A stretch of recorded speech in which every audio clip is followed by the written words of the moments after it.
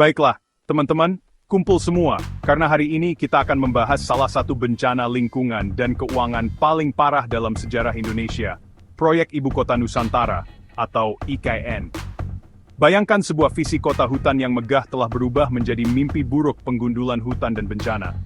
Awalnya, proyek IKN menjanjikan masa depan yang berkelanjutan, tetapi yang terjadi adalah kisah tragis kerusakan lingkungan. Proyek ambisius ini bertujuan untuk membangun ibu kota baru, dengan membuka lebih dari 256.000 hektar lahan hutan yang rimbun.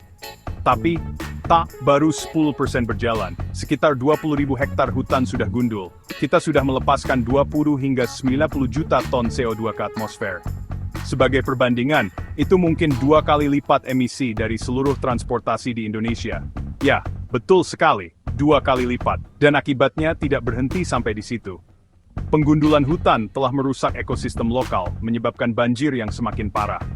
Desa-desa seperti Sukaraja di Penajam Pasir Utara terendam banjir pada Januari 2025, dan bahkan bandara IKN yang katanya tahan banjir pun ikut kebanjiran.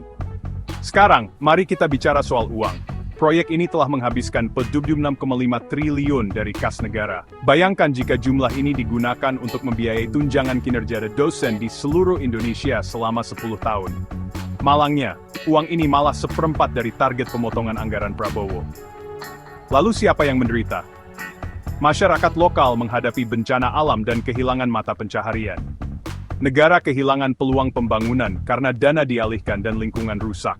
Dan secara global, kita semua menanggung beban perubahan iklim yang diperparah oleh penggundulan hutan besar-besaran ini. Kerusakannya hampir tidak dapat dipulihkan. Sekalipun upaya reboisasi berhasil, butuh waktu puluhan tahun atau bahkan berabad-abad untuk memulihkan lingkungan, kemampuannya menyimpan karbon dan air, dan keanekaragaman hayatinya. Jadi, apa selanjutnya?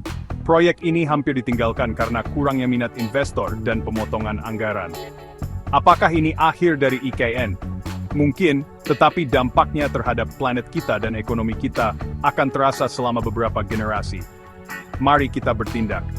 Bagikan video ini, sebarkan kesadaran, dan tuntut pertanggungjawaban mereka yang menjanjikan kita kota hutan. Masa depan lingkungan dan negara kita bergantung padanya. Terima kasih telah menonton, dan pastikan untuk berlangganan untuk melihat lebih dalam isu-isu penting di zaman kita. Sampai jumpa lagi, tetaplah terinformasi dan terlibat.